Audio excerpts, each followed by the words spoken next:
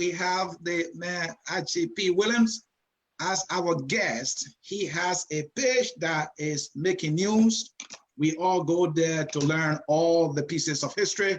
Some of our missed, some of our didn't miss, but maybe have forgotten. And it can be so refreshing to go on that page to learn about the pieces of history that make us what we are as a people. He is here as a guest on Focus on Liberia. Why he started this thing, he will tell us.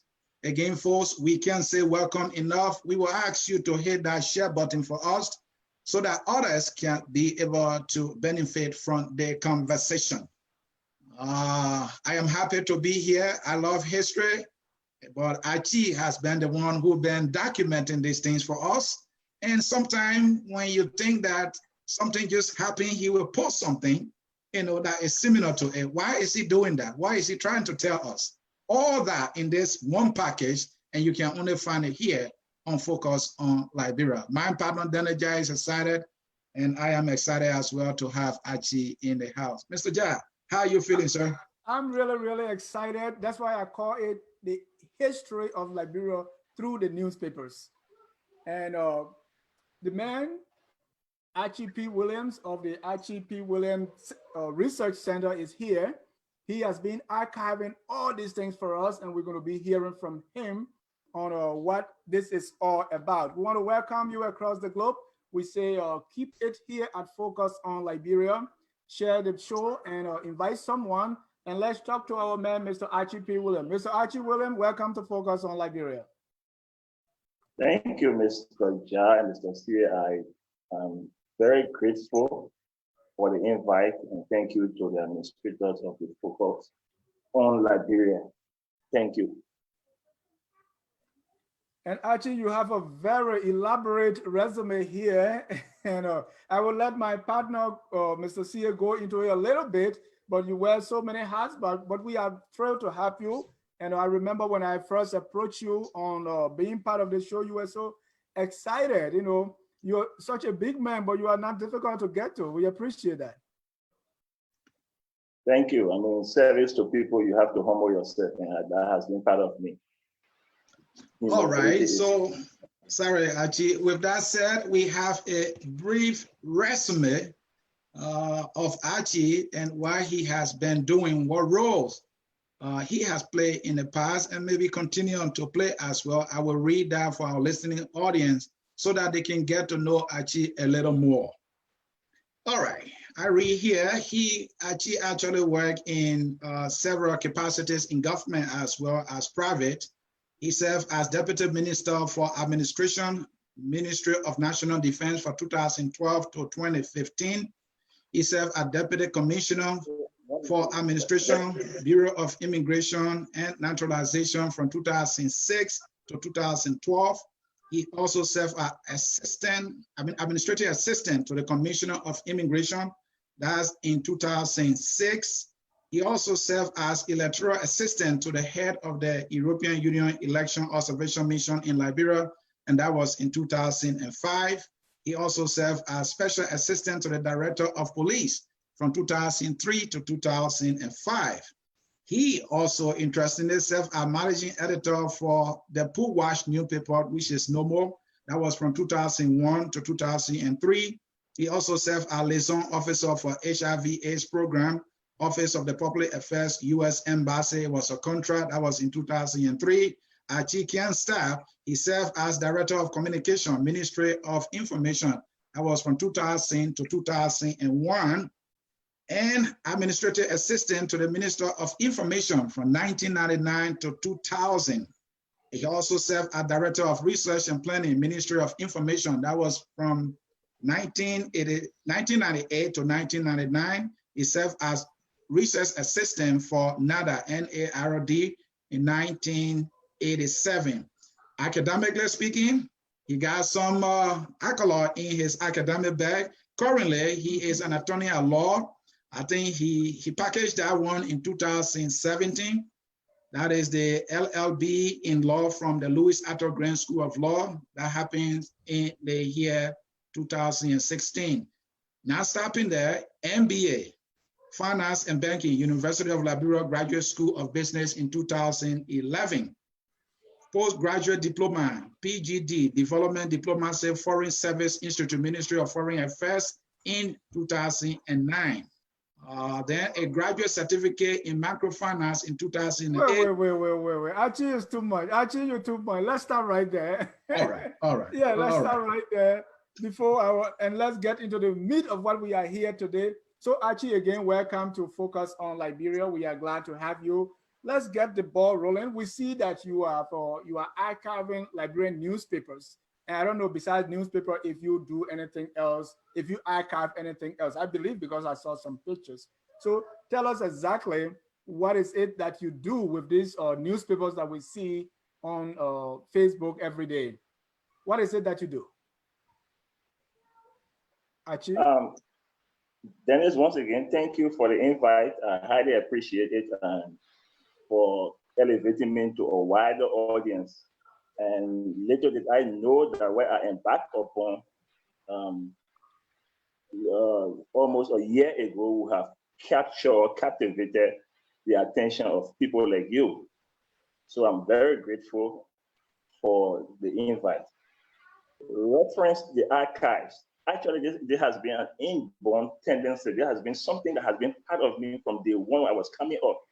As a young boy coming up in Kipamos, there was something instinctive about me. There was no day that I passed around without seeing a piece of paper and picking it up, read it, and then something would tell me, look, this paper will be of importance tomorrow. So it has been part of me. So I have been collecting anything reference to information.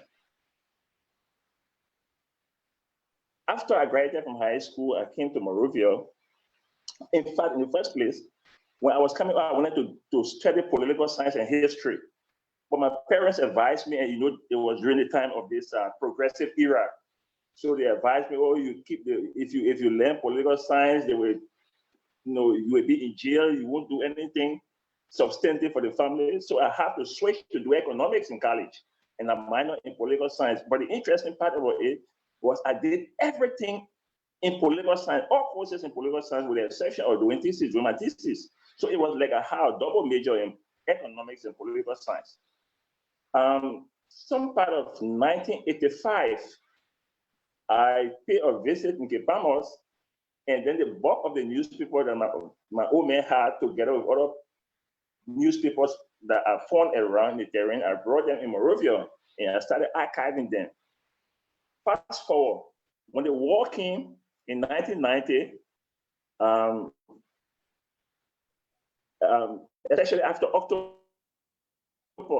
they had this clean up campaign in Monrovia, and people had tons of newspapers that they threw on the dump piles. So when I kept on collecting the people started laughing at me about, actually, why are you taking your newspaper? You used to call me dump pile hero. People laugh at me. What are you doing with this newspaper? And I knew that there was something that this newspaper were going to create. So I started archiving the newspaper. My breakthrough came in 1996, right after the April 6th. They had this whole market on Kerry Street where they had buy your own thing. Maybe you remember buy your own thing. Right. In the midst of the war, where people were looking for food, I barely survived. I came across this soldier guy, maybe an armed forces or Liberia guy, with 6 pitchfork barrels of newspaper and archival documents. He was selling them. Imagine people looking for food. I approached him and we made a deal.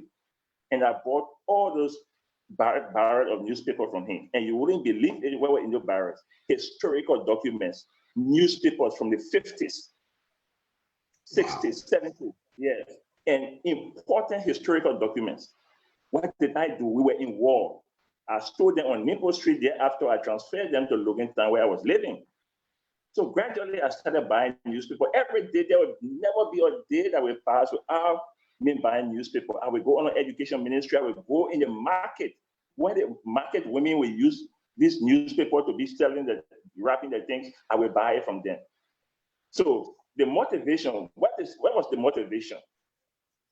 Mr. Williams, let's stop there. Let's take it slowly, right? Because there's too many things that you just said. So I want you to stop right there, and we're going to go over those things point by point and see a little boy in Kipamos picking up, because when you start picking up papers, they say you are crazy. So we'll go back there and talk about your early days, how you really got started. So ladies and gentlemen, if you are just joining us, we are sitting down with Mr. Archie P. Williams. This guy is archiving newspapers. He's keeping them as far back as the 1950s when he was not even born. He had all those papers. How he got started and where he is now, that's why we're going to talk tonight. So, Archie, in Kipamos, there where you started picking up these papers, what exactly were you picking? Were they newspapers or you said anything that had information, like what? Anything readable, especially I started from the Cali school, right? We had a school in Plimo, because in Francis school. So they had this, every time they would change the books from in the library and bring new books in. And when they throw those books away, especially what they call Reader Digest, I'm not sure you can find Reader Digest around. Reader Digest and old Newsweek, Time magazines, I will collect all those things and keep them. And even newspapers. So I collected the newspapers, and there, like I said, it was something instinctive. I don't know. Sometimes you're born with these kind of inclinations. Mm-hmm. But what were your parents saying about that? I mean, not my parents per se, but friends felt there was something amiss. There was something odd about me picking up old newspapers. You see, and it followed me up to Monrovia. You see, it became intensified in Monrovia. And even at the point in time where I had just entered the University of Liberia, I did not shy away from buying newspapers, from picking up newspapers. There will never be a day where you see me without newspaper or some kind of document in my hand.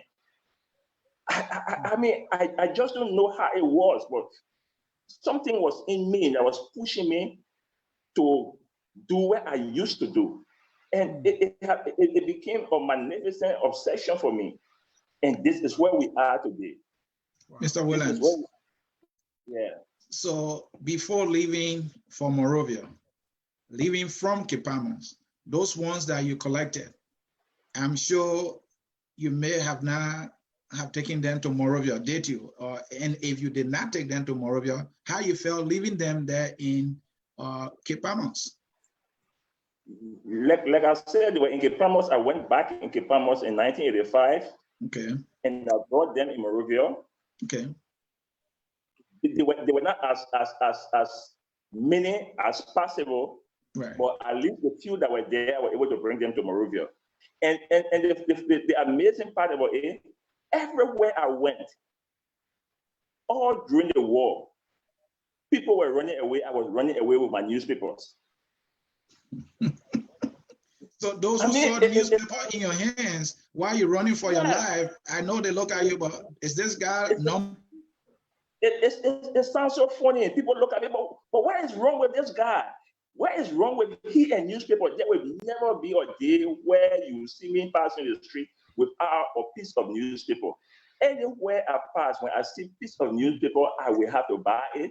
In fact, I will look at it when it has some information, I will have to buy it. I mean, that has been part and parcel of me. So gradually, that inclination that was in me came out when the idea germinated that led to the opening of this center. Wow. So let me go back to the war where, the rebels had this mind that broke people spoiled the country.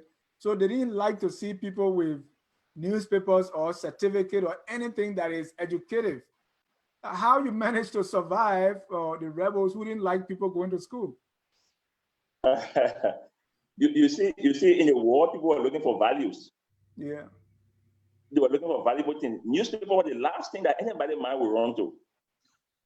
Books were the last thing that people mind would run to. So I'm not sure that the rebels thought books or newspaper were important. So they for example, if they came to my house and they looked at my house, they would not carry newspapers. They would leave them all later on the floor. And this is where I came in. Most of the people that came from exile, most of the people that came from refugee camp, they did a clean up exercise in their home, and then they threw all the newspaper, all the books, they threw it on the dump pile.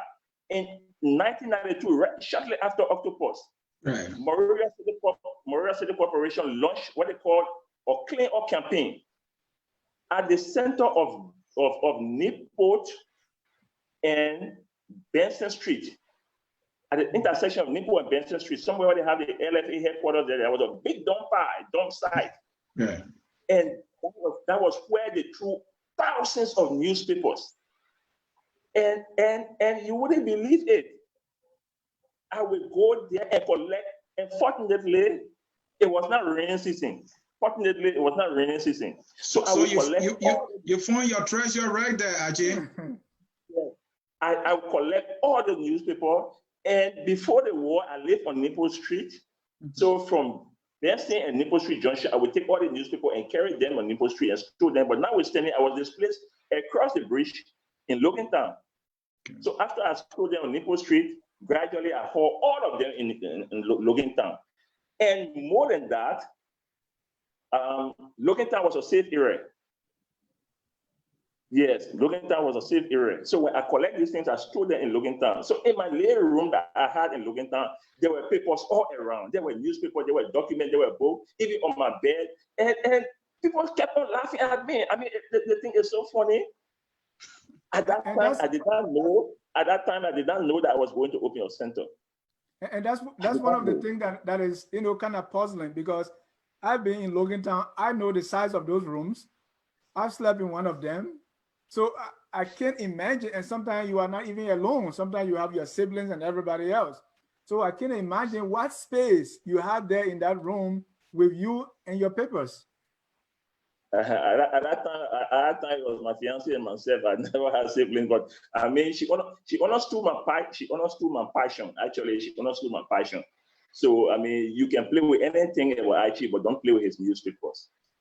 Yeah, don't play with his newspapers. Don't play with his documents. Don't play with anything relative to my documents and my newspaper. So anybody that came around me, they knew that aspect of me. What was your goal? You were collecting these things. Was it in your mind that someday you're going to do X, Y, Z with them, or what was the point? I knew in my mind that these newspapers were going to be of importance one day in the future. In my mind, I knew. But I did not know which trend it would have taken. I didn't know. You see, so gradually it became an obsession. And I will, as we continue on the interview, I will tell you how it came about. And I started sharing it on this platform, especially on the Dillon Center. I will explain how it came about. Right, and that's exactly what we are coming to. But tell me, because storing this newspaper from one place to another, even buying them, I remember you said you bought 6 barrels.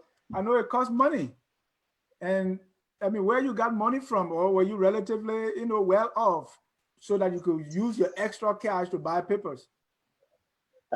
You talking about war relatively well off?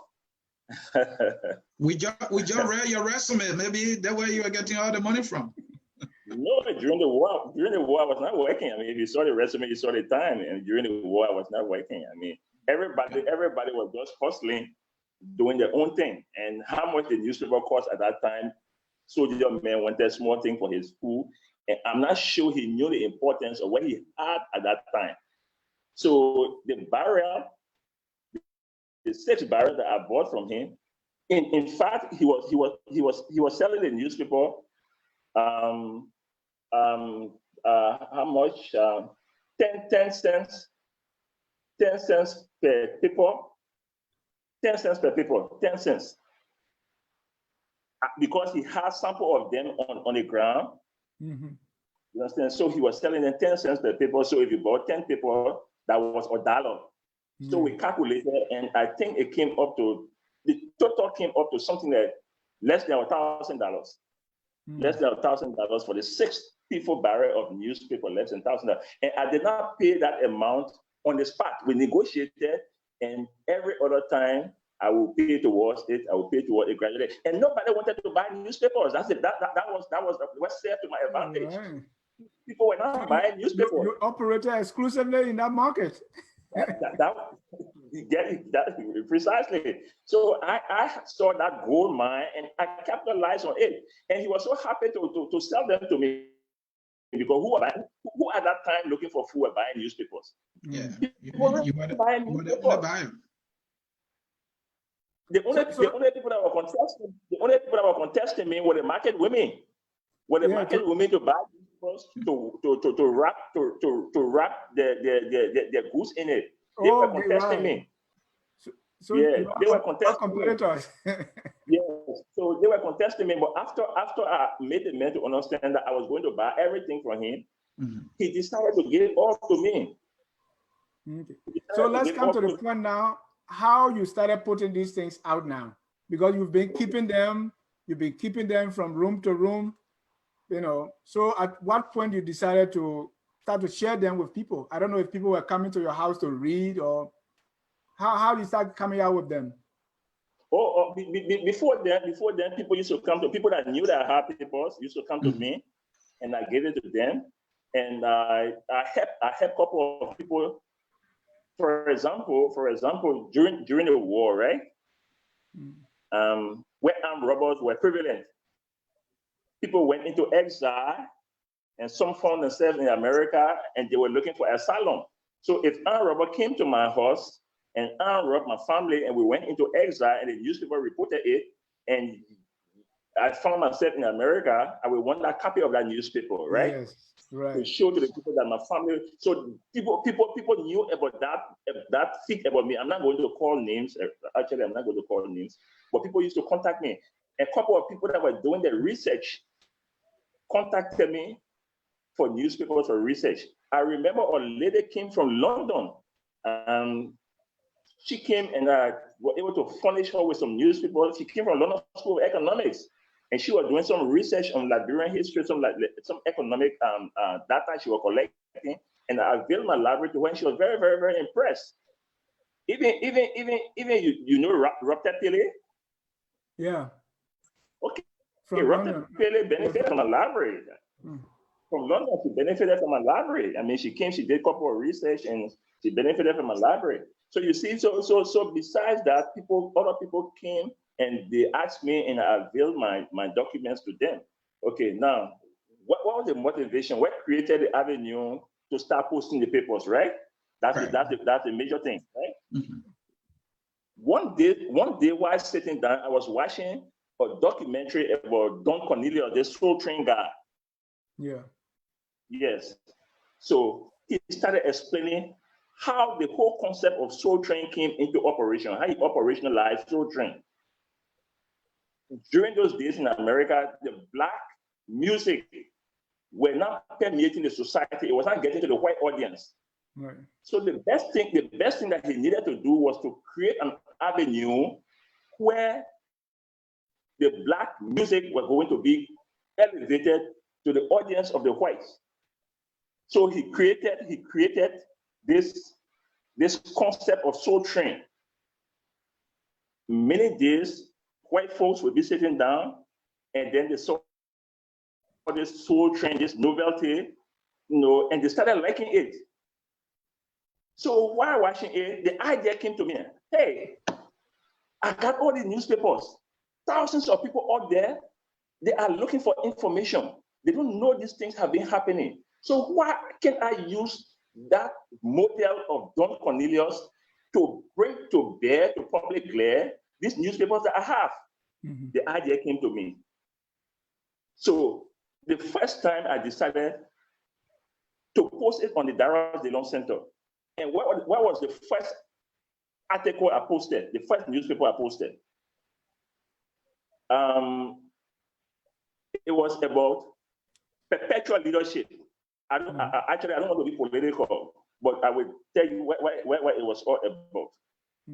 The whole concept of 12 years, 24 years, 30 years, you can remember, right? When ideologues of the ruling party said that we're going to be in power for 24 years. Right. Right in the space of that time, I had another newspaper that captured similar statements we made. The NPPI perpetual leadership. So within that realm of time, I posted that particular newspaper that was captured in 1997, shortly after Taylor became president. And that headline was NPPI perpetual leadership. It coincided with similar statement that was made that this dispensation will go for 24 years or by extension forever. The likes were enormous. So I started getting motivated. So thereafter, I started researching if all the news item came on. When I became newsable, I will stay the whole night up and look among my people. And you don't believe it, I have more than 50,000 of the 70,000 newspapers. I will have to look over the newspapers one by one, to see which of these headlines of yesteryear that are similar to the headline of today and juxtapose them. So that I started gradually, I started posting on the Loan Center, and it started having wide acclaim. It started having wide acclaim, started having wide appeal. And more than that, let me tell you something. I will not call name again. During the campaign time, the second round campaign, there was no opposition. Right. There was no opposition or ruling party personality that did not approach me for newspapers. One of such person came to me and said, "Look, actually, we know you got all newspapers, but there is a newspaper that we want you to have to give us, and that newspaper will be critical for us." I will not call name. I found that newspaper, and a VIP called me and told me, "Thank you. My newspaper was very, very instrumental to catapult them to power." You got paid for that? You know, some people, those things happen. I mean, I was not looking for pay. I mean, so I'm just telling you to what extent my newspaper was able to help other people. You know what I'm saying? Archie. Yeah. Archie, let me ask a question. No, because earlier you said your library, you have your personal library in your home with all these 70,000 plus newspaper and other historical facts that you may have on hand. How you arrange them? Because when you say library, something suggests to me that, okay, he might have packaged them or arranged them by dates and maybe years. Is that how it is, so that you can easily reach to it based on what's happening today? Because I see that when you post one, it's in line with something that's happening today. Yeah, actually, at my home, I have a whole room full of newspaper.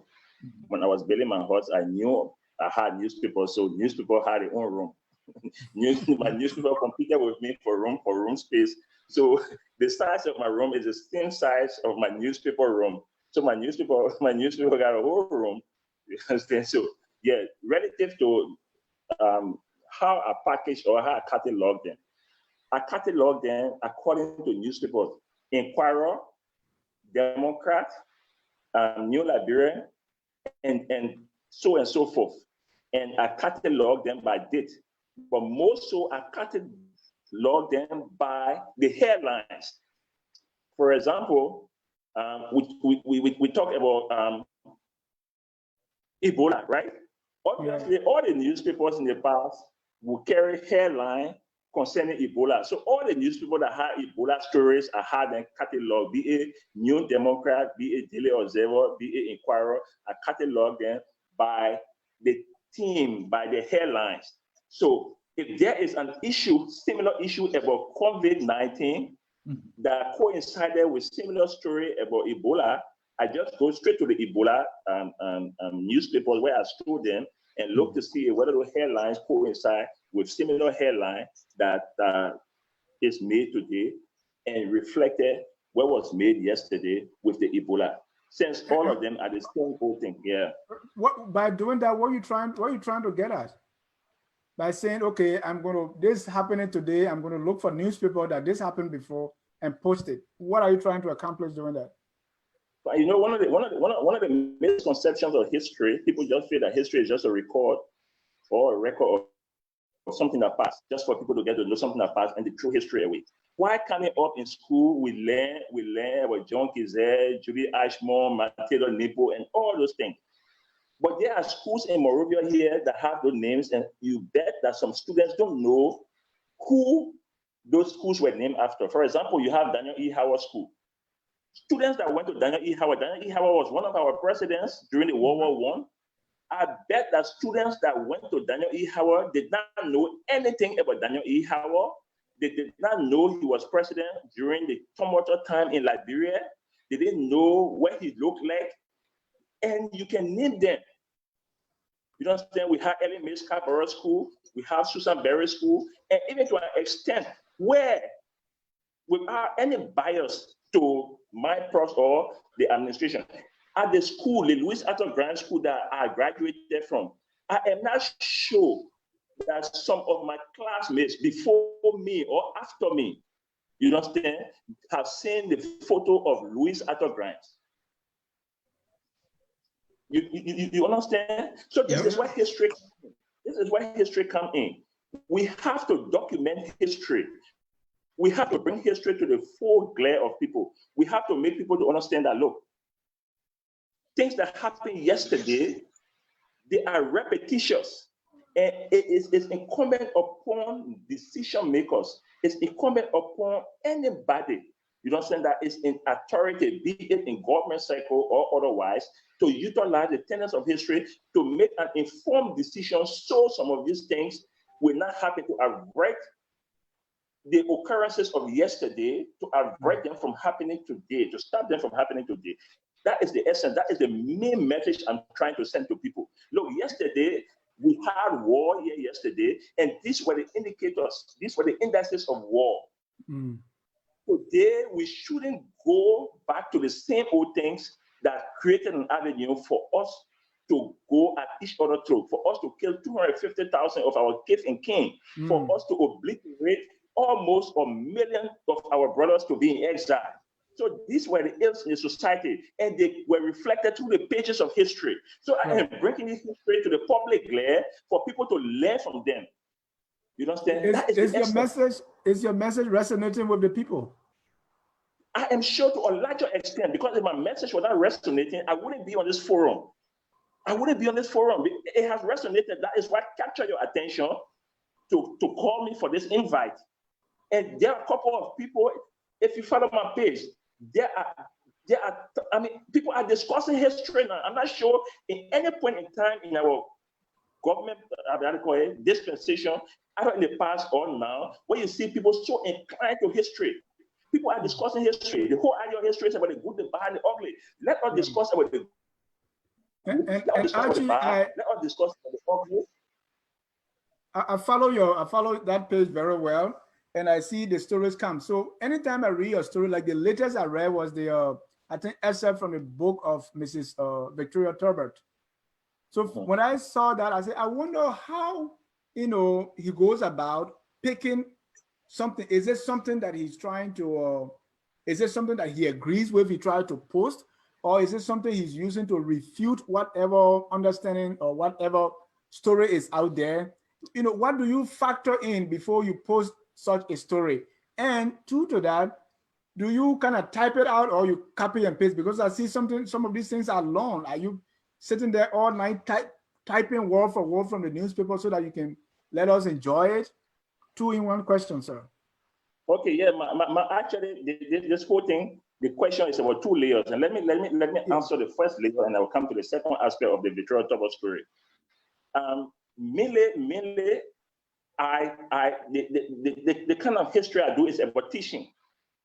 It's about educating people. Prior to the Victoria Turbert story, I did an analysis of some uniqueness about the Liberian history, about children or sons and daughters that follow in the footsteps of their parents. If I look at it, I took it from 1847 up to now. children that follow in the footsteps of the parents. For example, if 50 years ago you were minister, 50 years after your son became minister, that is unique. So I went into the historical analysis and research, and I discovered there was some uniqueness about Liberian history. For example, James Carvin, who was vice president to E.J. Raw, his son became vice president to Barclay. J. Rudolph Grimes' father was chief justice, and you name it. So I cataloged all of them and I brought them to public glare, and people were surprised that these things happen. Now let's come to the Victoria Tobor story. There are a whole lot of misconceptions concerning the death of Tobor, and who would be well positioned to explain what really happened on that night of April 12th, besides the person that was by his side. And no small person, no better person was his wife, who saw what happened. And fortunately, she was able to reduce that into a book they call Lifted Up. I'm not sure many people had the opportunity of reading that book. The perception around was there was a white hand that committed the act, and that white hand was the unknown soldier that they had right in front of the mansion. So when Victoria Tobor revealed the account of what happened that fatal night of April 12th, I thought to bring it to the public glare for people to get to know what really happened. So I decided to do it in stages. The first stage was when she started advising her husband about her officials, how deceitful they were, and then they were all I7, and that he never had friends. That was the beginning. How they were in cahoot with most of the people that were opposing him. And she was there. She overheard some of the conversation. She brought it to him. That was the first aspect. The second aspect had to do with the night of the assassination. And then the third aspect had to do with the death of A.B. Tobor. Because there are a whole lot of conception or misconception about this whole thing. Now, here's the story, and here's the lesson. You understand? The part one had to do with officials of government that were not very, very loyal to Tobor, that as revealed in her book. In past governments, after Tobor, in Doro government, were these same things not happening? They were happening. They did happen. In the successive interim government, they did not happen. People will say that the president is good, but the advisors that he had around them, or that they have around them are not good. They can give them, those things have been happening. And I'm not sure that this dispensation holds any uniqueness. People are saying similar things. So it happened yesterday, and it's happening today. What lessons can we learn from the trappings of history? What lessons can we learn? It's up to us to look at the different contradictions of history and make the necessary adjustments. And the sooner we realize that, the better it is for us. The pages of history are there. I am doing my part, bringing history to the public glare, one day at a time, paper by paper, juxtaposing them, you understand, with the reality of yesterday and equating them to today. I am doing mine. It is very expensive. Yeah. What are some of the stories you have there? Do you have some sample newspapers, some of the oldest stories you can show us? Or some of the most intriguing that you have around that you can just point to? Even if you have the newspaper, which you show it to us, or if you have the story that you can talk about that is so interesting as far back as you can remember. You want me to show you a newspaper now? Anything you have to, if you can tell me a story. Just in a minute, let me show you a newspaper in the 1960s and the 1950s, just in a minute. All right. Just hold on. Ladies and gentlemen, if you are just joining us, this is Focus on Liberia. We are broadcasting from Atlanta, Georgia. Our guest is a guy who archives historical papers and other documents since the 1950s. He's here with us, Mr. Archie P. Williams. He said his goal here is to bring to the public glare, that is the word he used, the public glare, things that have happened in the past, so as to tell us that those things are repeating. What lesson can we learn from those things so that we don't repeat the mistakes of the past. He's here tonight, and he's joining us from Monrovia. Okay, are you ready? Yes, sir. Yeah. All right. If you can zoom it, you see I have a paper here. Liberian age in 1963. In 1963, and you'll be surprised. You know the headline? No. Beer prices jumped 100%. The price of beer, 100%. In 1963, March 4th, 1963, beer prices jumped 100%. And what was that price? The price, $8, all-time high, $8 per crate. $8, it jumped from between $4 to $4.50, and then there was, and you won't believe it, the price will increase based on an act of the legislature. Most people don't know that. It's right here, based on an act of the legislature. So beer price, when the act came into being, beer price increased from $4 to $8. Yeah, it is in history for a crate. An act of the legislature increasing the rate of duty on beer that came into effect in 1963, March 4th, 1963. And so, Archie, for that one, before you go to the next one, what can we relate it to today? What comes to mind is data has been, the rate of, there's been tariff on the data that you people use in Liberia, and you don't have your free cost anymore. And I understand it was done through the legislature. The government were trying to raise more money. Is that something that we can relate it to? You precisely. It's a classic example. You see that. So similar thing that happening today happened yesterday. So what was the essence of government to increase tariff on beer? Because they know bulk of the people drinking were beer drinkers at that time. Right. So government was going to raise more revenue, and you can juxtapose that with the situation with what you just said about the Lone Star tariff. Yeah. It creates an avenue for government to increase the revenue base. It happened in 1963. Let's look at it. It's 57 years ago. So if something happened 57 years ago, it's happening today. It's happening today. I don't want to be political, but I was going to ask you, what should our response be if the things happening before are happening now? Do we tell people, say, hey, keep quiet, man, this is nothing's going to change? Or what should that response be? Or are we going to say, oh, okay, why are you blaming the current president? The president before him did it? Or are we going to say, hey, this may not be, one person responsible? What can we learn? How do you think we should respond to those kind of history repeating itself? What we need to focus on mainly is what impact it will make. So at that particular time, what impact the increment of beer made? Did it bring development? So that is why we have to gauge, and we see that is what we're supposed to look at. But I'm not sure. And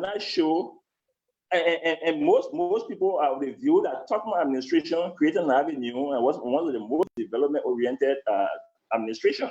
So those of the people or the adherents of Tottenham administration can argue that indeed the increment or the tariff that were placed on beer or other social social services created an avenue for us to have the new executive mansion, created an avenue for us to have capital building, created an avenue for us to have JFK, created an avenue for us to have Page Street. Other people will argue that way. Bringing it to today, it will only be judged after the administration fade away. Then people can argue that, look, the measures that were taken created an avenue for the paving of the streets that we see in Dole community, the paving of the streets that we see in all other community roads. People can argue likewise. You understand? So these things are very, very, very, very much important. And now let's go to the second one. Before you go to the second one, let me announce our call number. So I know there are people watching us. They are very much interested in what you're saying. So we want them to join and ask you questions too. I mean, they believe Dennis and Asuni alone can be the one join from Archie. So we want to bring on our callers. Please, if you were just joining us, we're going to put the number up for you to call. And there are a few comments here. Let me read a few of the comments.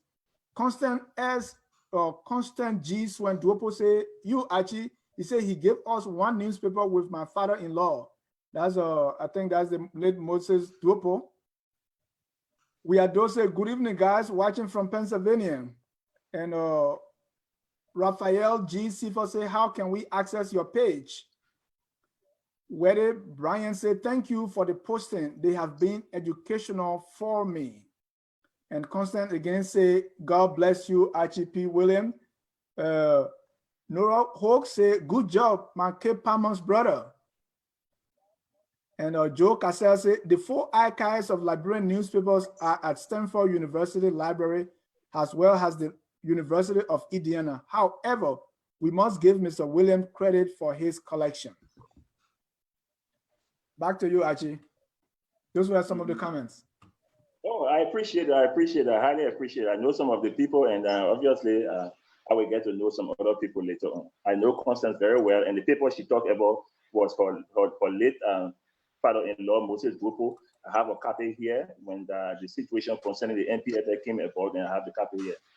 Okay, now here is another newspaper in 1965, and you wouldn't believe it. The government of Liberia presents a $48 million budget. In 1965, the budget of Liberia was $48 million. Wow. 48 million in 1965. So if all we can do, we do the calculation, those of the people that are so good with math, let's look at it and see if whether it has made any change. $48 million yesterday, what the dollar value of today? Take into consideration the inflation, all this economic analysis. Let's see whether it has made anything, because 1965 to 2010 is 55 years ago. If 55 years ago we had a budget of 48 million, today what is our budget? Is it stagnant? Is it the same equivalent of 48 million? So then, of course, we can know that we have not moved anywhere. We have not made any leap. That is what history is all about. So we can look at the pages of history and get to know that, look, whether we are making improvements or not. These are just snapshots of a couple of people that I have here. You see? So, I mean, I'm No, I said we had a show here. Are we progressing or retrogressing? So I know my political guy, Mr. Ansoni, remembers that very well. So I remember that very well. So Archie, your goal here is that we learn that historical from these newspaper that you have been keeping and now trying to share.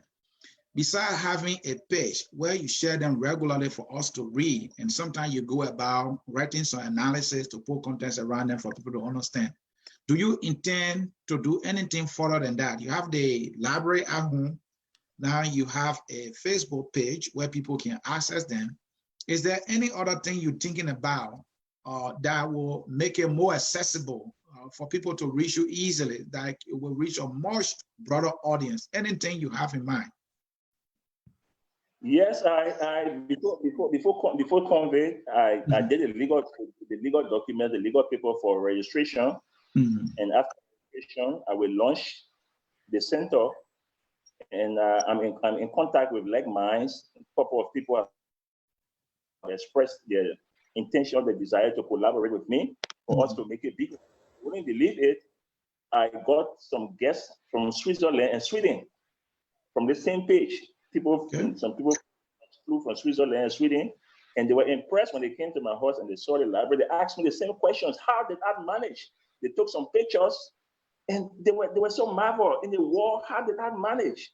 So the essence here is to avail my library, my coveted library, to the generality of the Liberian people, where they can come and read, not only to keep to my house, I will open a center and I will launch it after this COVID.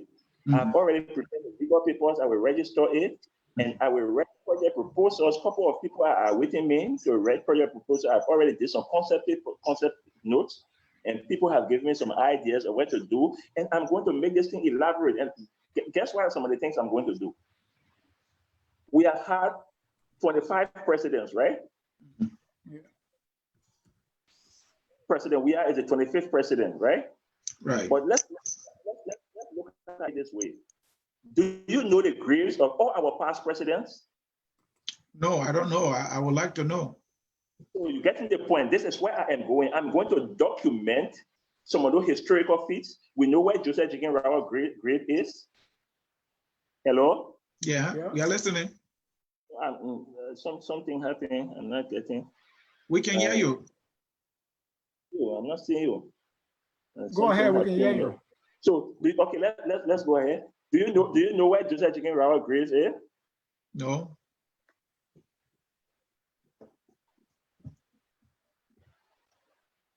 Archie, go ahead. We can see you. Yeah, we can see you. We can hear you. Okay, go ahead. You getting me? Yes. Hello? Yeah, Archie, we can hear you. Go ahead. Hello? Go ahead, we can hear you. We can hear you like somebody might have called him. I'm getting you, I'm not hearing you. No, we are hearing you. Is put your volume down and up.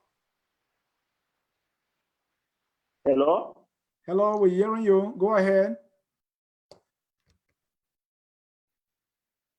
Go ahead, we can hear you. Mr. Williams, we can hear you.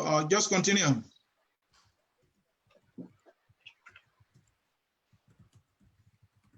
Hello? Yeah, Mr. Williams, we can hear you and we can see you as well. Continue. I'm not getting you, but if you're getting me, okay. So do you know where Joseph Jigen Rawa grave is, right? We know where Joseph Jigen Rawa grave is. Yeah. We don't know where Stephen Allen Benson grave is. We know where Daniel B. Wardon grave is, right on Warren Street. But of our past presidents. So after the death of E.J. Rowe, where did they bury him? Where did they bury the other Daniel E. Howard, Buchanan? Where are the graves? So those are things I'm going to document. I will document those things and bring them to public glare. And every year when our president's birthday comes about, we will create an avenue where we go to schools, we have programs to educate the people about the good deeds that past presidents have been doing for this country. Most people don't know that. The only thing that we know is about President Totmo. When Totmo's birthday comes, we know about President Totmo. We know about President Talbot. We just know about President Doe. We know about President Weah. But how about these people? Yes, we know about Barclay. We know about Daniel B. Wardon because of the national anthem and the Lone Star. But there were other people. There were other people before them. Right. T.R.J. Faulkner, who was the opposition leader, when he died, did they bury him here or he went to America? Where are the children of the past presidents? Are they here? Where are they? Where are the photos of all the past first ladies? I'm not sure that people know or have seen the photos of the past first ladies. Where are the photos? All those things will be documented.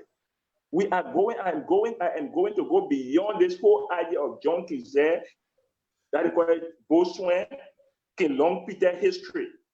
There are bigger history out there that are uncovered, that people need to uncover and bring to the public glare. Because the sooner we get to know about our history, the better it is for our policymakers, the better it is for our students, the better it is for posterity, and the better it is for all of us to understand what history is all about. So I'm trying to move the whole aspect of history from this traditional historical perspective. Another aspect of when Totmo died, Totmo was in Belefana. That is one aspect. Was Totmo in the bailiwick of Monrovia, or was he out of the Monrovia? Other people say that he was sworn in your pajama. Is that true? Was he sworn in with pajama? I have documents here, I have newspaper here that prove otherwise.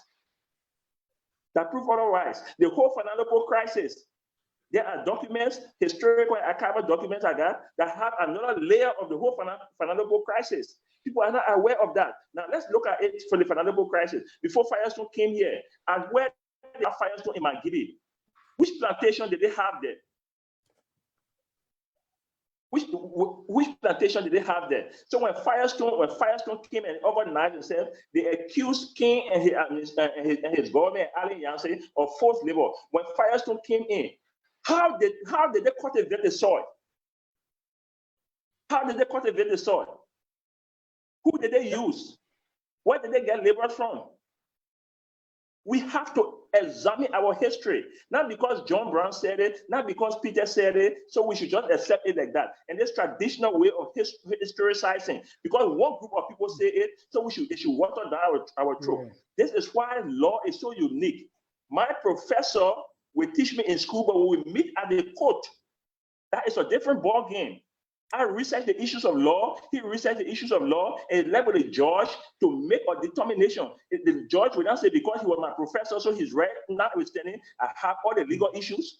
So not because this man has been a historian for 10, 15, 20 years, so it shows that he got everything about history so holistically. No, we have to move from this thing here. True. We have to we have to get the leverage, all the leverages to other people, you know what I'm saying, that can make some inroads when it comes to historical feats. Right. We shouldn't rely on this whole idea of this man have been a journalist for 50 years, so he must have that synchron, he must have that exclusive knowledge when it comes to journalism. What you guys are doing now, you are modernizing journalism. You're taking it at a different level. So that is why I am deciding to take history at a different level, for people not to look at history from that old perspective of just history. It's the record of past and present event. History, the record of past and present event. You can do a whole lot of things with history that can bring development to this country. Thousands of people, we have our history, but like somebody has just said, every newspaper in our library is in one university in America. I'm not sure if you go to our universities here, you will find the past 10 years newspapers. Because people have never given thought. They look at history as some trash. Yeah. You go at the university, only very few people graduate from the history department. And I am available with my knowledge. I am available to teach, maybe free of charge, history to some of the universities, some of the high schools, so people will get to know our historical feats. Here is another thing. I'm sure most people don't know. President Doe was president for 10 years, right? There is one county that he never visited in the whole time that he became president. Do you know which county? Sino. Do you know which county? Is that Sino? I can't hear you, but Doe have never visited Sino County. That's what I said. Doe have never visited Sino County. Since he became president, he has not visited Sino County. After the situation with Western, Doe did not visit Sino County.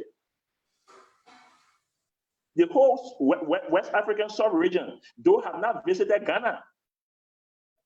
Those are historical things that people know, and people are supposed to know why he has not visited Ghana. Why did he not visit Sino? Why he was president, just right next door, Jerry Rawlings did not come here? Those are historical things that we're supposed to examine. And when we examine them, it comes to the bilateral level. What was the relationship between Liberia and Ghana, for which those things did not happen? Okay. You see the importance of history? Can you hear us now?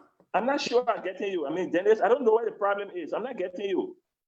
Okay, so you are not getting us. I'm sending you a text. Is your volume? Ladies and gentlemen, this is Focus on Live. I'm not getting you. I don't know what's the problem.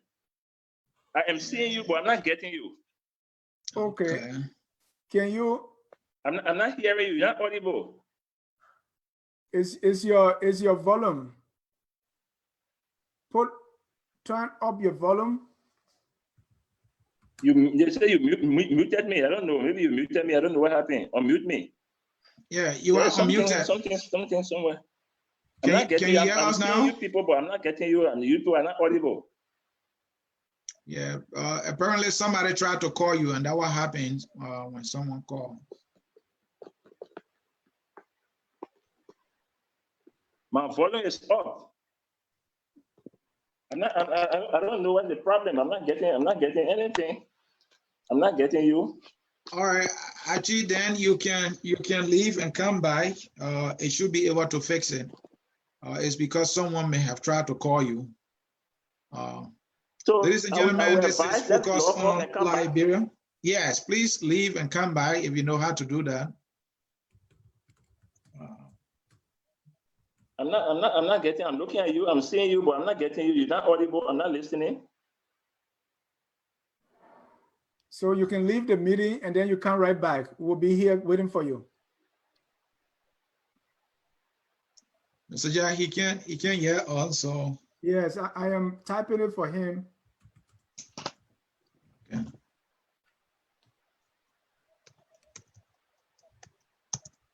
Okay, no problem. Let's log off and come back. Okay. Yeah.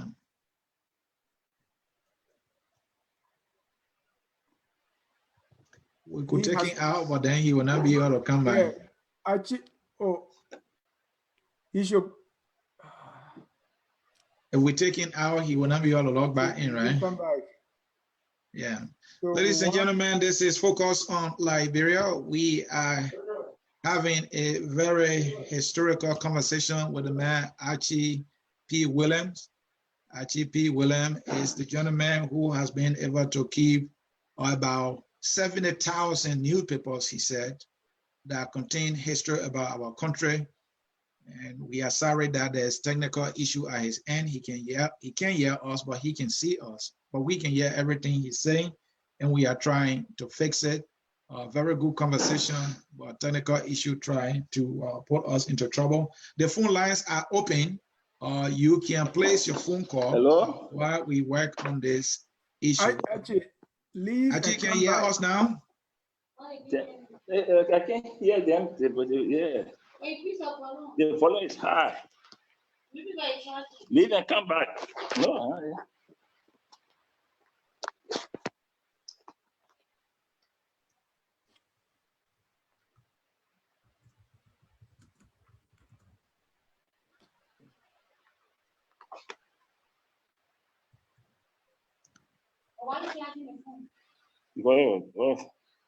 Yeah, actually, you can leave and then you can come back, and that should be able to take care of it. He's trying to do is having challenge. Let's log off. Let's log off and then you come log back. Off. You log off. You leave. Mr. Jack, if we take him out and bring and send new email with, he has to be able to come in. Be able to come back. Okay.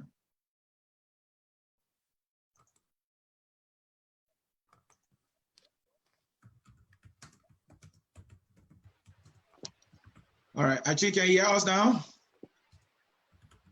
No.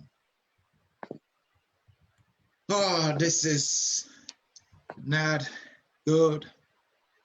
It's ruining this great conversation with Archie. Okay, finally he has gone. Mr. Jad, while we wait for Archie, he's still here. Mr. Williams, can you hear us now? Oh no, he still can't hear. I just don't understand what's going on. Yeah. Just leave and come right back. So, Mr. Jad, you're listening to Archie.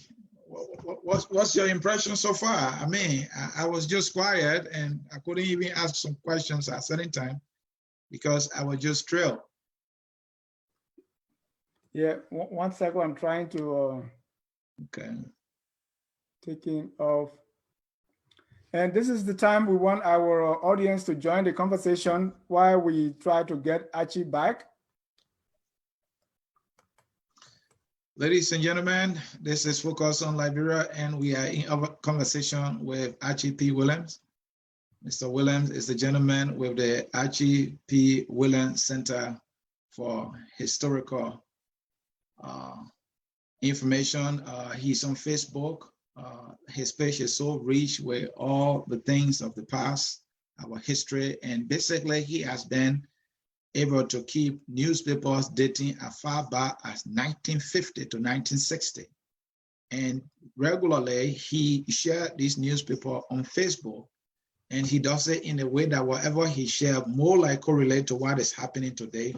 And this is the conversation we are having with Archie. We are hoping that Archie will log back in so we can continue the conversation. For those of you who been following the conversation, our phone lines are open. You can place your call, and then we will be able to take that phone call. And maybe there's something you have to share. There's something Archie said, that really hit you. Archie is saying that things happened in the past, and it is upon us now that he's sharing it, for us to look at it, look at what's happening today, and see what we can learn from that to avoid similar thing from happening in today's Liberia. This is focused on Liberia. We educate, we elevate, we promote all things Liberia. We are trying all we can to get Archie back. We're having some sound issue from his end. He couldn't hear us, but we could hear him. Mr. Jao? Right, and this is the thing that sometimes you tell people and they think that maybe you are not vocal enough, because history is about, lessons, right? You learn from history. So if you have watched 2 or 3 regimes go down a certain path, then if you have the 3rd or 4th one, you don't scream at the top of your lungs as if you have never, watched history unfold right before your eyes. So you take a different approach. And what Archie is doing is trying to tell us that, hey, whatever happened before is happening now. So instead of screaming at the top of your lungs, see what caused it before and how you can deal with it now.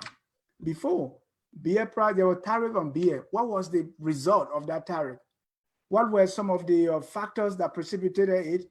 How is it different or close to the tariff on chicken feet or the 3-day calling? And then you are able to make informed judgment. And then to our leaders, okay, you watch the same thing play out over and over and over, and you still go right back and do the same thing as if you are impervious to it. So, and Mr. Ja, I was just about to say too, he talked about when Taylor got elected, members of MPP at the time, people who were supporting the regime, said that Taylor was going to be in power more like for a lifetime. Yeah. And he said he saw that happening. When now the ruling CDC came to power, there are some people who support the CDC that said that, hey, we are in power and we will be here for 24 years. And Taylor did not even earn his first term. So what can we learn from that as a people? All they yelling that whole will be here for 27 years, 25 years, it's not what I would guarantee that to happen. Yeah. People said that in the past. After President Doe did some fake coups, it did some fake coups, and then you will say, oh, this man was trying to kill me, and then they will kill that person, just to put fear in who be coup makers. So I think the last coup, it was the 85 invasion or something like that. So when they were done, when they crushed that, what they said, no more coup. If they came to a point of feeling almighty, that because we have crushed the most violent rebellion, there's nothing else that can harm us. And what happened? It was the same gun. So from one president after the other, what are the lessons being learned? Both on the administration side and also the side of the people. What are we learning? And historically speaking too, Mr. Jad, you have a little more understanding than I do. The way government respond to student protests, maybe on campuses. We heard about that in the past, move or be removed, something I heard. And then today we saw similar thing surfacing on the University of Liberia campus. Even we saw with high school students being tear gassed. So these things happened yesterday. They are happening today. When they happened yesterday, we know where it took us. So now that they're happening, should we be afraid? Should leaders of today say no? Other leaders in the past did these kind of things, and it ended us to a very dark side in our history. So we should stop. But others are praising them or defending them or justifying why they are doing them today. And the interesting piece to that is sometimes you find that victims yesterday become the perpetrators of today. Ironically, how is that possible? But we have our man Keseli Double on the line. Kezo, we are talking history today. Welcome. Yes, sir. Thank you very much, Mr. Birthday man. Happy birthday. Thank you. Long life, brother. I wish you more years to come. Okay, thank you. I hope we can be discussing a history like this too tomorrow or someday. I hope so. Thank you very much, and I want to say thanks to Mr. Williams for the level of idea, the level of improvement he's brought to the Liberian history.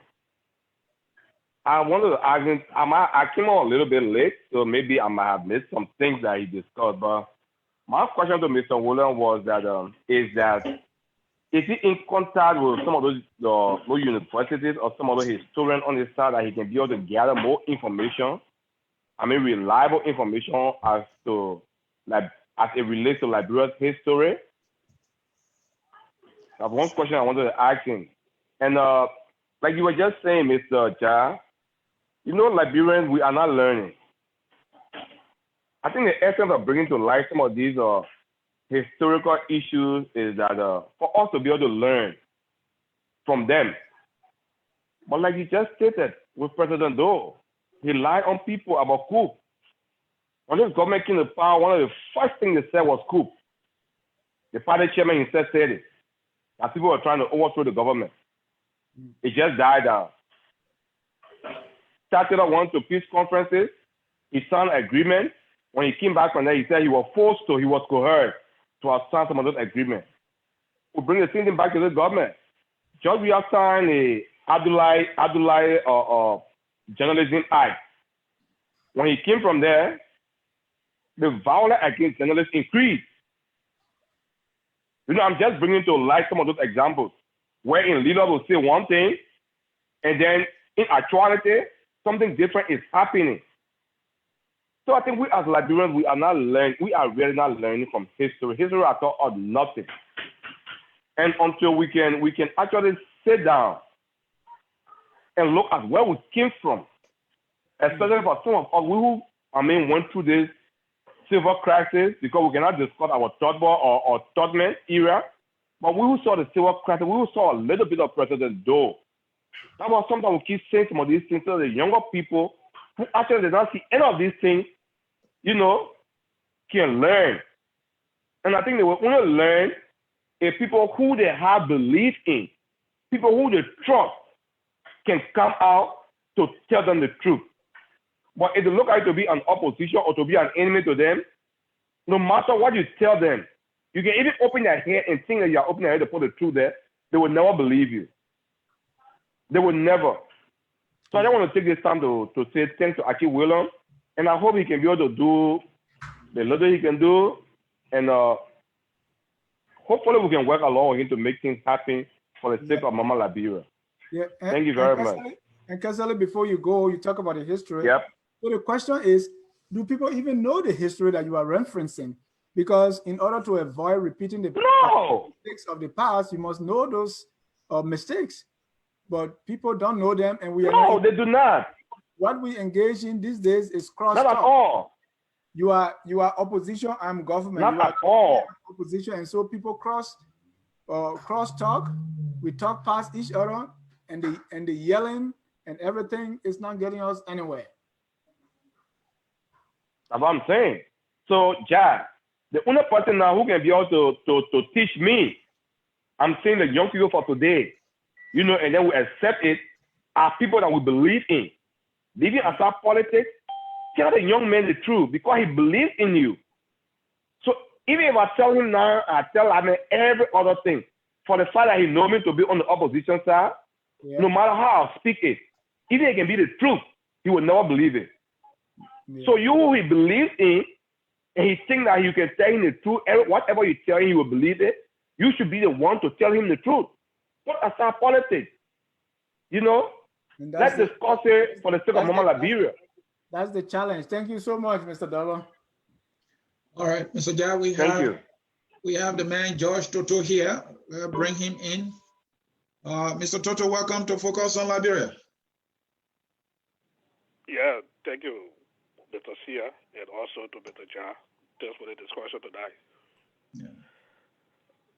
Just to add to the discussion tonight, I mean, this is a very important discussion tonight. I think once in a while we need to be having a type of discussion, you know, to kind of enlighten our mind when it comes to the historical event in Liberia. Because I wanted to share this with Mr. Williams. Indiana University have a very good historical and rich document on Liberia. Yeah. I had the opportunity to engage there on my research I do on Liberia, and they were able to give me some good historical document and information about Liberia. I even spoke to one of the gentlemen that take care of all the historical information from African countries or Indiana University, one Dr. Spoon. So that would be a good place for Mr. William to try to reach out to them to see how best he can allow that document with part of his document he get here, ACA. And then also to the event that occurred in Liberia history has been full of social lies. And that's the reason why it makes it difficult, I think, for us, for this generation or coming generation to really believe in the historical event that taking place in Liberia, because the true story have not been told. There have been a lot of fantasy. People make us stories like we're talking about the COVID-19. People make us stories and things to target people. When we were growing in the 80s, even before up to the war, we used to hear that, they brought a group of children from Nima County, they buried them in the water. Even up to now today, we cannot even do mass graves. We can't even locate the mass graves. Where kids were brought from Nima County, they were buried in mass graves, where people are doing it. We can't even point to the thing. And I believe all the things were just so lie, just to target a certain group of people. And this is the effect we have in our country today. And I think to change the discourse, we need to have a discussion where we can deep in our historical event and come up with factual information like the ACA that Archie we're having, and also the Indiana University, and Stanford University, another listener mentioned, also in the dollar.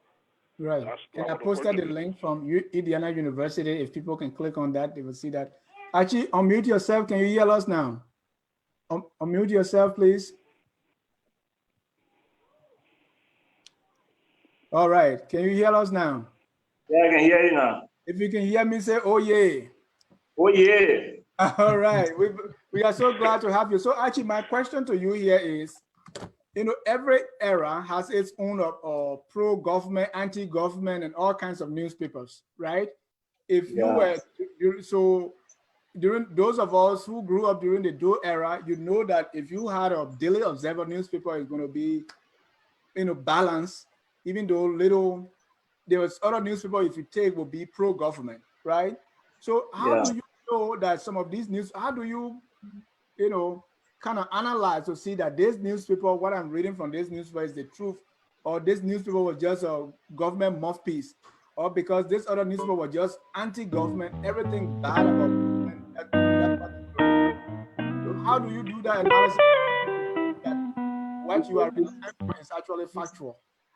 You see, the media is a vast institution that can create or break.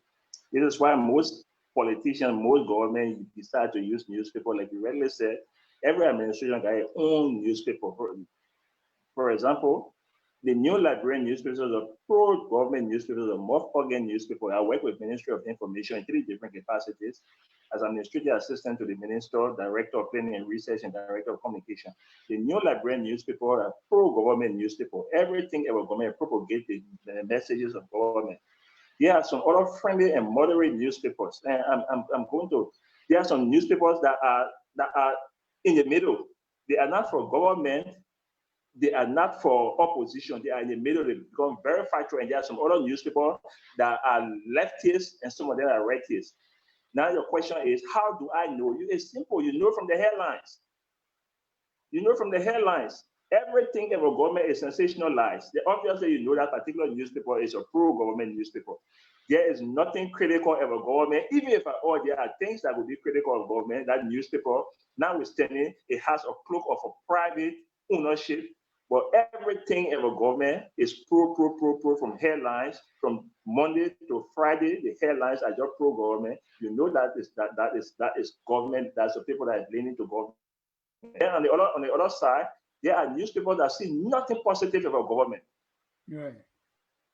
Yeah, they see nothing positive about government. Obviously, you don't need a rocket scientist to tell you which side this particular newspaper is leaning. Then that particular newspaper is hostile to the particular administration. If administration yesterday they were hostile, and then you see them taking a different trend when it comes to this particular administration, then you know obviously they were hostile to past administration. So you can gauge them and know. Notwithstanding, there are other newspapers that are in the middle. They are not for or they are not against. They are just there to print factual newspaper. And I'm not here to call specific newspapers, but you can know from the headlines of newspapers, and you know which one of them are regime friendly and newspapers that are not regime friendly. It's very easy. Let's go back to the 1950s, 60s, and 70s and call some names. Call some papers that you think were pro-government that when you pick them up and you can tell, because I'm having a hard time understanding how you would know that. But for example, in the 60s or in the 50s, in the 60s for that matter, they only had, I think, 2 newspapers. They had the Liberian Star or Liberian Age, and you had a Daily Listener. The Daily Listener was a private newspaper, but I'm not sure the contents of the daily newspapers were antagonistic to government. Although notwithstanding it had a private flavor, but those days you wouldn't know which side was leaning, especially in a one-party state where you have only 3 parties.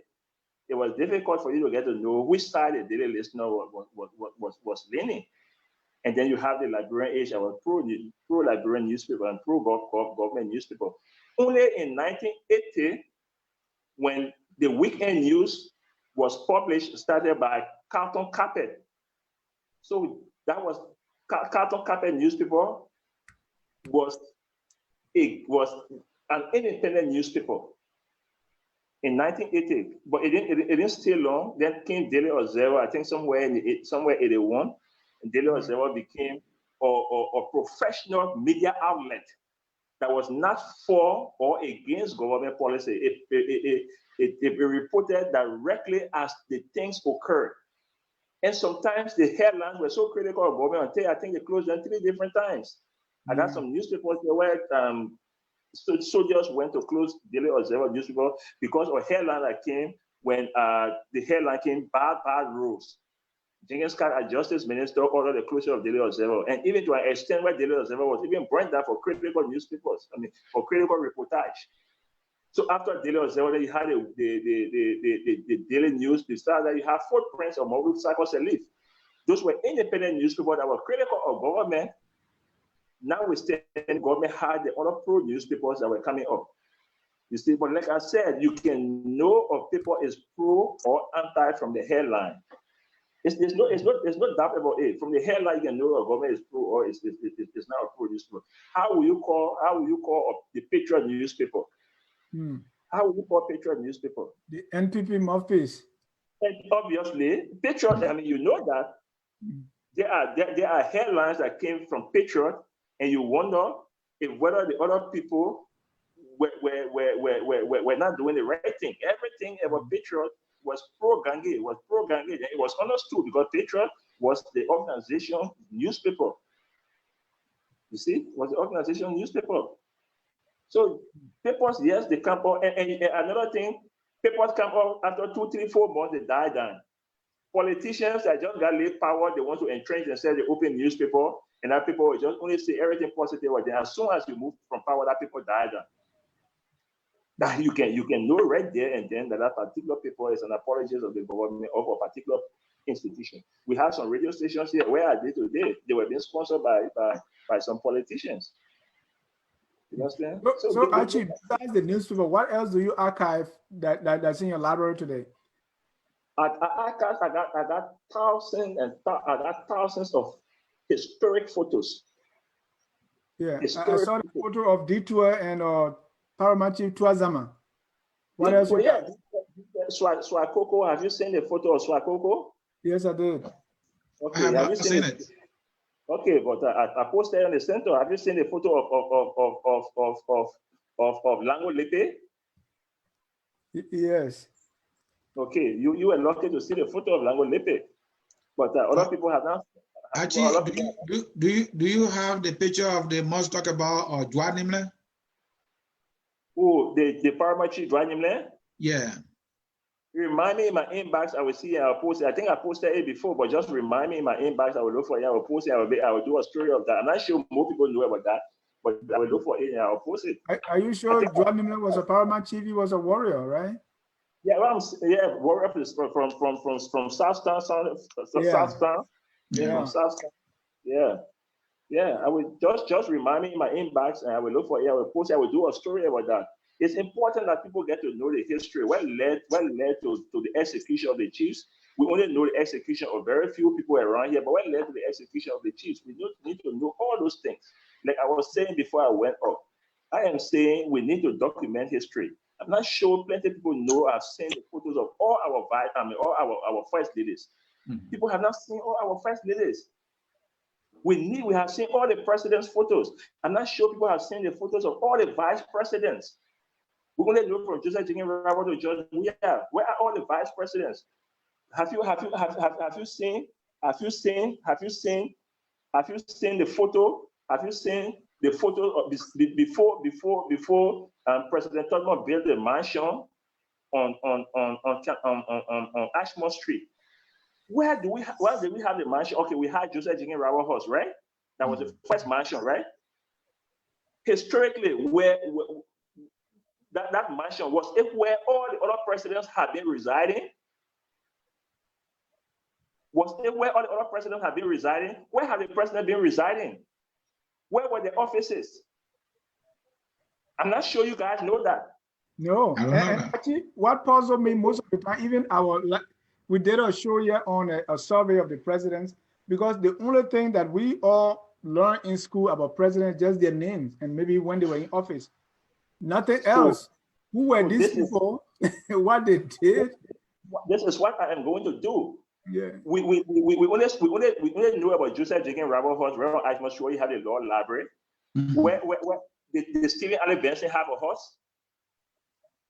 Did Daniel B. Wharton have a horse? Did James Springfield have a horse? So when they were president, where did they live? We need to know all these things. We need to document them. We need to document them. And Archie, throughout your collection and reading of these newspapers, there's something that have been debatable recently, and that is First Lady having a budget. You know, from your reading of history from the past president, have you been able to pick up something about a budget for a first lady, anything like that? It has come in the news too often and in politics too often nowadays. But that is easier to find. Just get the past budget and just look at the budget line, get to know whether it was there. I'm not sure it was there. It's clear. This is not a historical. It's not anything that is so difficult to come. The budgets are there. You can find the budget, the past budget. In fact, the most recent budget when Ellen was in power. Okay, you could say Ellen was a woman, so there was no first lady. But let's look at Charles Taylor time. Jewel Howard Taylor is current vice president. When she was first lady, did she have a budget? It's easier for media people to get to her. It's easier for us to get the past budget if that is an issue. To me, it's not an issue to argue because with the facts are right there, the budgets are there. You will go to the finance ministry and get the past budget, and you can find all those things. So that is to me that is so inconsequential or an endeavor for anybody to want to get into. Truly, I'm not sure first ladies have budget because we know that in my understanding that the group of 77 was the first lady was responsible for the group of 77, and that was captured specifically in the budget of the first lady, was strictly for humanitarian aspect. Yeah, Mr. Williams, I know you started this thing, when you were, very young, and now you're doing it.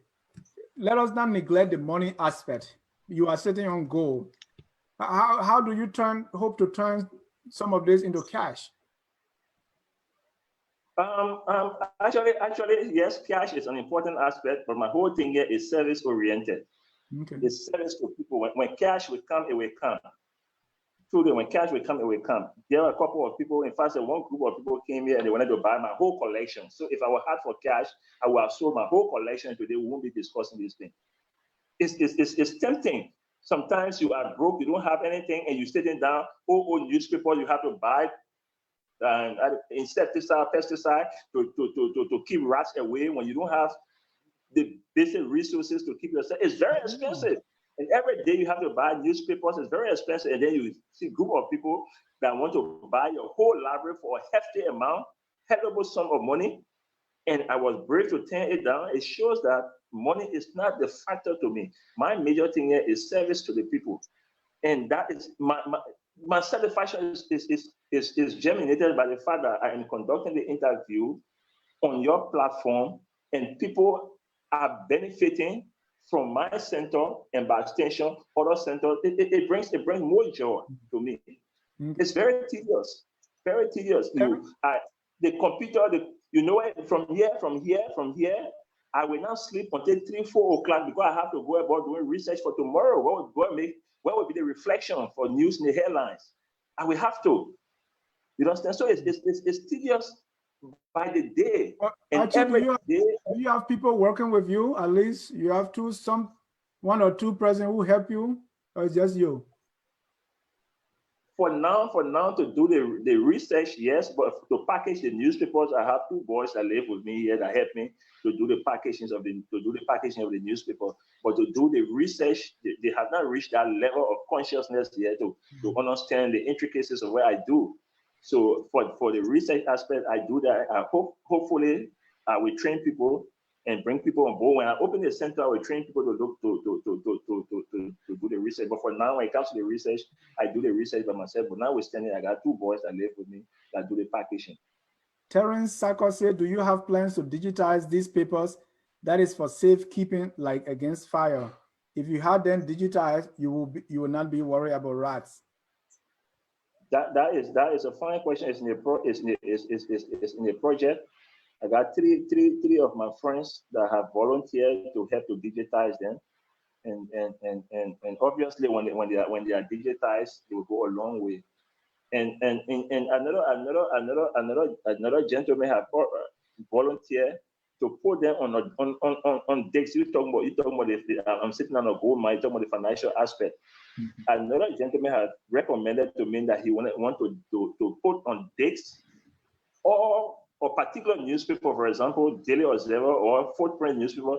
He want to put them on decks per year, and then we can market them. So if you're looking for a particular edition of Footprints newspaper, you just have that desk and you put it in your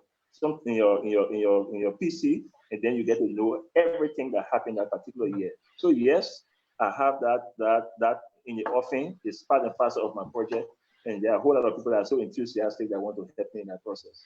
And I will ask you about 2 headlines, but before then, let me read a few comments. Dave just said, do you have any report of the exploitation of rural dwellers during the era of the TWP and after the TWP was removed? Okay. One more, let me read one more before you comment. Cassius F. Walker said, well appreciated, Mr. Williams.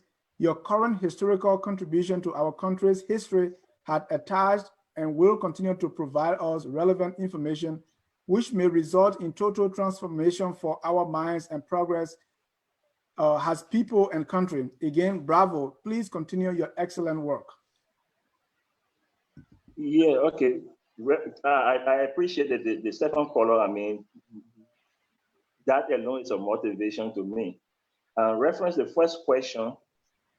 The reason why the True Party was overthrown, one of the major reasons was exploitation of the masses. That was one of the major reasons. And in fact, during the progressive era, one of the major counts against the True Party government was the exploitation, market work bamboo draw. That was exploitation. So there are countless documented history about exploitation in the past, and even after that, when the Redeemers, the PRC Redeemers came into power, we saw a couple of exploitation. When Charles Taylor was coming to, he said people were exploited, or against that background, he decided to get Ado and his people. So exploitation has been abounding the whole while. When Sekou Kone and his Ulimo were coming, they said Charles Taylor were exploiting the people. Against that background, he decided to remove Charles Taylor. So people hide behind the cloak of exploitation, and now they come, similar thing has not been washed away. So documents, yes, historical documents are bound, they are available. I have them in my archives, and then every other time, sometimes I post them. So yes, indeed, exploitation has been major things that have been captured in the headlines of newspapers. And I saw what you posted about the, I think it was on your site, I read the Aberport account of the rice riots. But in spite of that, there is still a lot of controversy. What the story I wanted to ask you for is a statement that was attributed to former President Sirleaf saying, burn down the mansion. If it costs you to burn down the mansion, we'll build it, we'll rebuild it. I don't know if you saw that anywhere. And then another story I want you to check for is I have a newspaper here where she confirmed that she made a statement. I have a newspaper here. Then do you have a newspaper where in 1988 when I wrote an article to stop Malawala, the showing of the comedy Malawala Balawala on TV? It appears in the Daily Observer and Post newspaper. Do you have it? Check for it. I have a newspaper. I don't know whether you were the author, but I have a newspaper concerning Malawala Balawala. Two articles of a newspaper concerning Balawala, especially the impact on the younger people, and then more than that, the exploitation of Balawala. You know, I don't know whether that is what you are referring to, but I have newspaper concerning that. Yeah, it may be. That was 1988. And Archie, I want to ask, beside newspapers and other things you talk about, like pictures, what's about audios, like interviews of presidents, some past leaders, you know, maybe reports, you know, of major events? Do you have audio tapes that are historical as well? I have few audios, but you know, those days audios were not prevalent. So the ones that we rely on YouTube is why. But I mean, I started documenting audios from 1985, especially during the 1985 elections. Yes, I have a couple of audios, and I have some audios concerning. In fact, I have one audio in 1919. What was that? Doki in before Charles Taylor launched his. I think it was somebody in 1985, the Niba raid, or I have an audio about Doki. Yes, Doki making some statements about war to remove Do and all of that. I have that audio. I have that audio cassette. Yes, I have that audio cassette. Yeah, but audio were not prevalent those days, so but I have few, but not as compared to newspapers and then the historical photos. This will be my last question, and about, you know, does this keeping all this information carry some level of risk? You know, say, okay, I mean, maybe I took part, you know, I did something bad and it's probably in the newspaper and Archie has it and I don't want this to come out.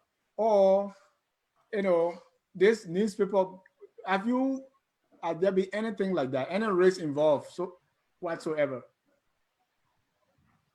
And you know, that's a brilliant question. Yes, there has been risks. In my inbox, people have come to me, have accused me, have insulted me on a daily basis. If for example, I posted something today that is not favorable to one group of people, they come, and you wouldn't believe it. One day I am a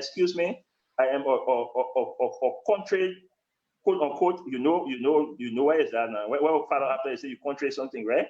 Mm-hmm. The other day, I am an apologist of the Congo people, especially my name is Archie Williams. You understand? They bring me as a Congo American Liberian.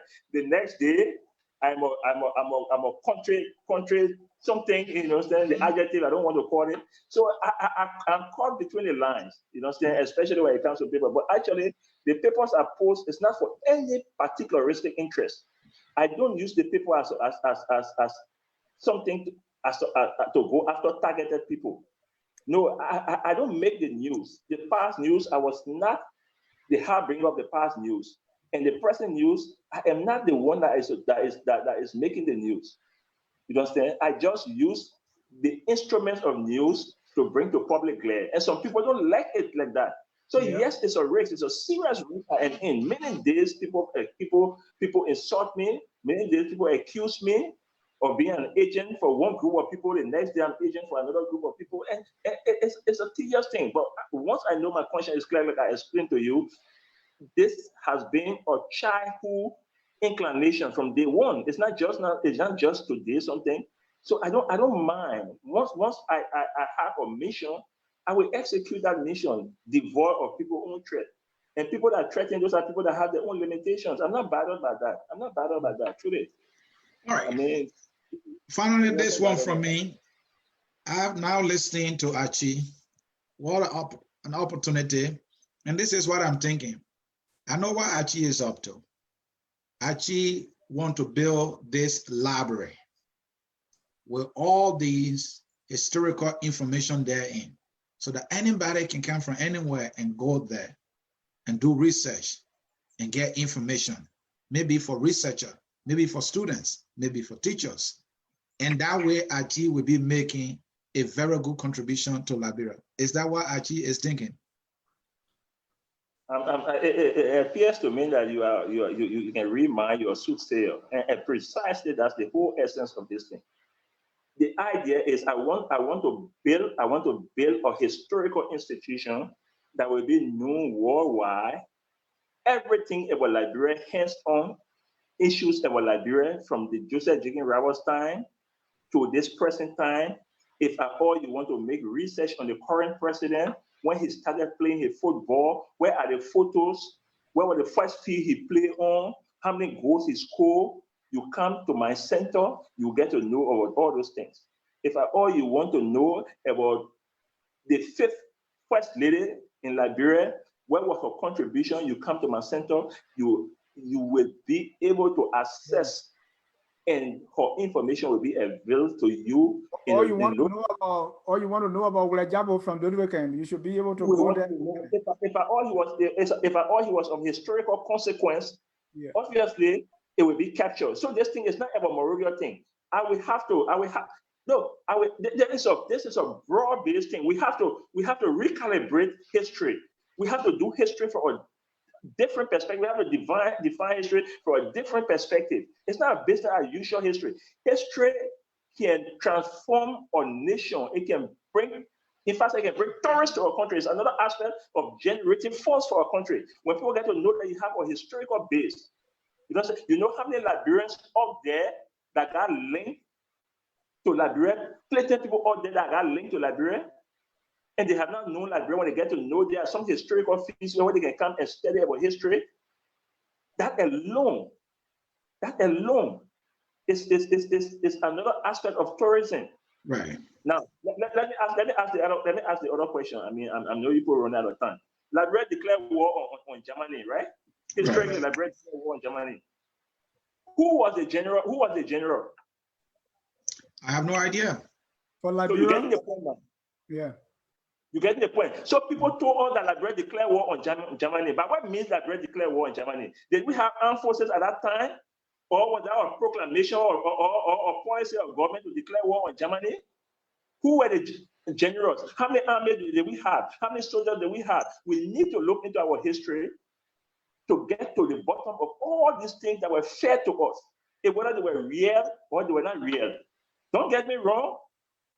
Liberia has a solid root when it comes to history.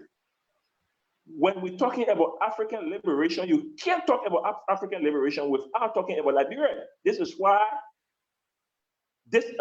couple of people are disappointed that at the level of AU, you don't have anything substantive about Liberia, simply because Liberia itself has never taken history to be important.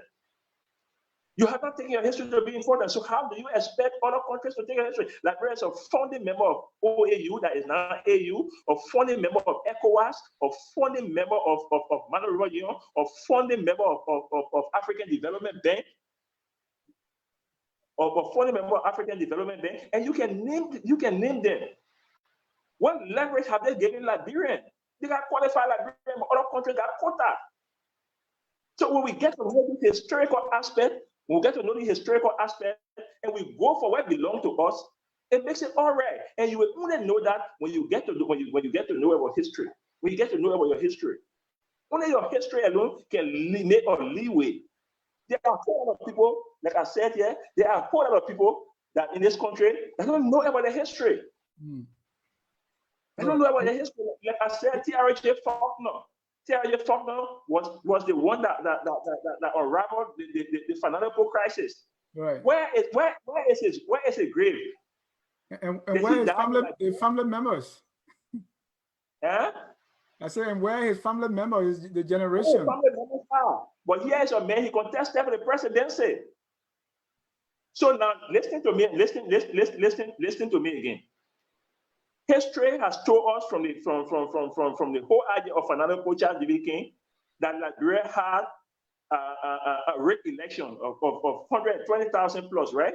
Yeah. Did they tell you historically, did they tell you where were the eligible voters? How many eligible voters we had? Yeah, they said the eligible voters were, I think, 15,000, and Faulkner won 9,000, and CDB King won some 200,000+. Fine. So if Faulkner won, you have 15,000. Faulkner won 9,000. So by extension, right? By extension, CDB King should have won 6,000. So Faulkner should have become president, right? Right. So that is what they were indirectly. That is what they were saying. But there is another layer to that. So if at all Faulkner had won that election, so the whole idea of financial crisis would not have come about because he did not win the election. He was able to report CDB King about the CDB King and his group of people to the League of Nations concerning the financial crisis. But if he had won the election, was it going to come about? Maybe not. Maybe not, Archie. So you get the point. So people tend to be very, very much selfish when it's not in their interest. Now, who was the election commission chairman at that particular time? Did they tell you?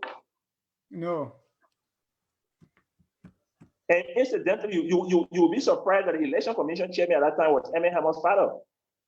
Oh yeah, that's true. His father. You get Wow. it. Yeah. Archie, a lot to cover. I think we should do it. We should do this again. Let's do it again. But Archie, before we close here, I said this was my last question, but I lied because Dave just said something and it reminded me.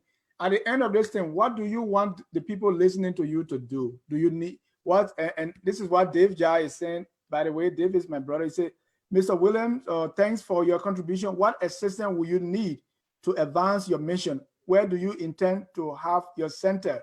So you want to have a center, you want to do X, Y, Z. Do you need anything from the people listening to you, including Focus on Liberia? Look, this is a tedious process. I'm not going to make this specific. I mean, people know that this thing is very expensive. I use internet on a daily basis. I use computer on a daily basis. Yes, for now, I use my house. I use my board's quarter as my office. And when I launch it, right? When I launch it, I will make appeals to people, anything. But for now, if all you ask me what I need, anybody out there under my voice that are listening to me now, you get any old newspaper, you get any old document contributed to the center. This is what I need now. Wow. Yeah. Mr. Jack, do you have one? Yeah. Let's call it a night. All right. On that note, ladies and gentlemen, we want to say thank you for following our broadcast here. We also want to say a very, very big thank you to our guest, the man Archie P. Williams. Mr. Jack, should we take this call from Professor Larry Davis? Yeah, let's take that last call, and then Archie will make his final 1-minute statement. All right. Professor Davis, quickly, you have 1 minute, sir. We're about to close.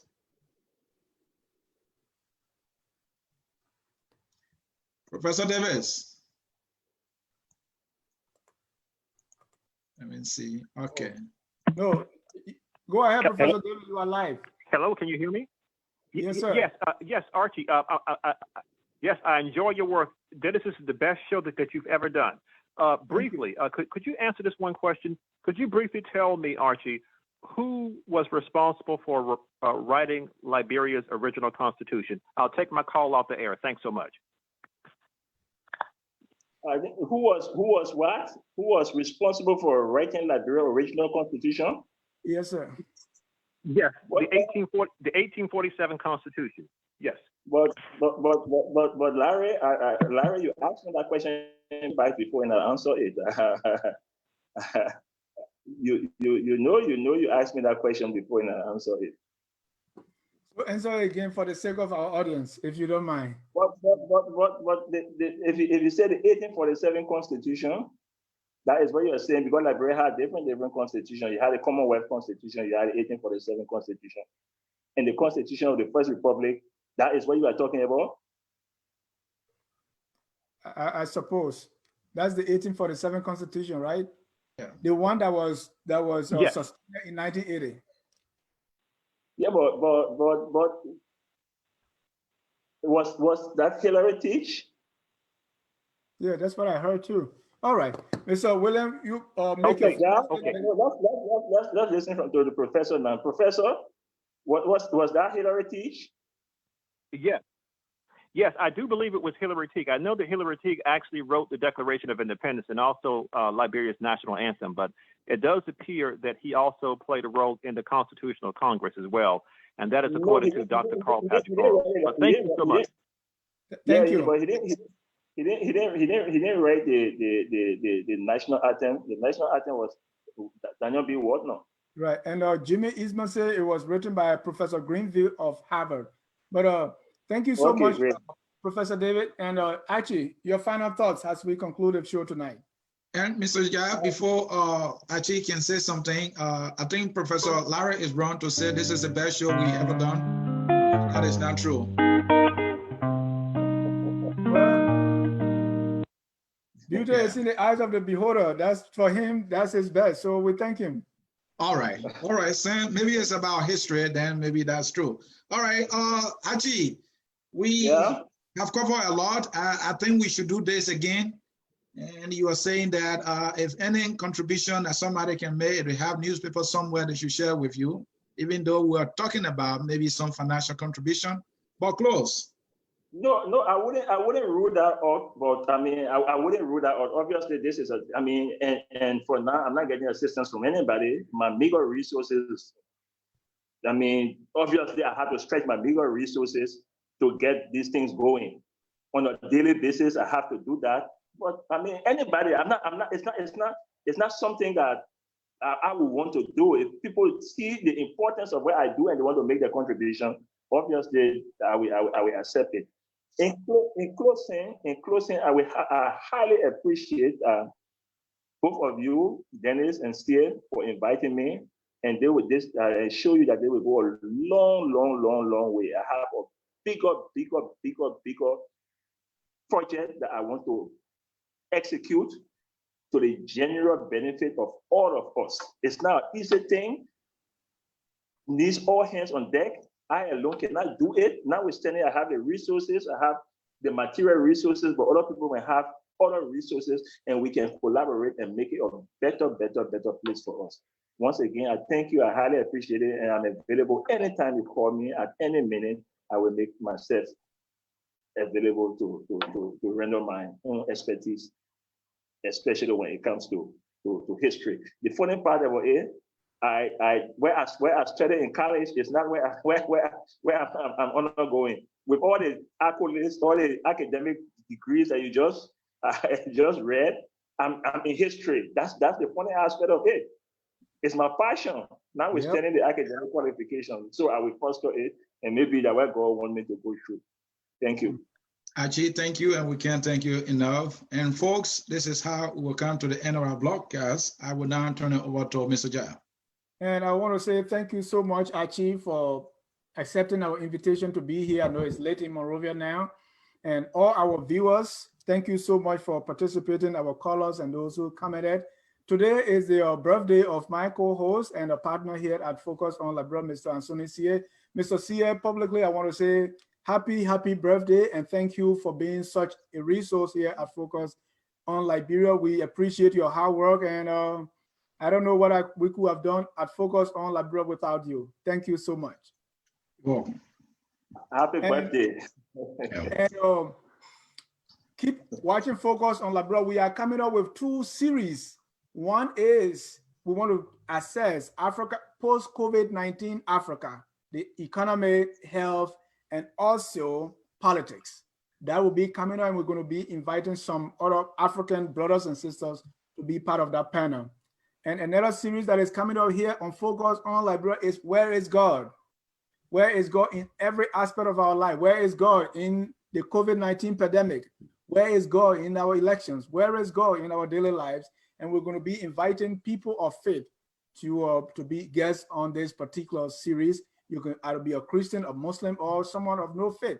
We want to examine where does God fit in all the things that we struggle with on a daily basis. I want to say thank you again for listening and watching tonight. On behalf of all of us here at Focus on Liberia, my name is Dennis Johnson. Good night and God bless you. We are Liberia. Liberia is our home. Liberia people.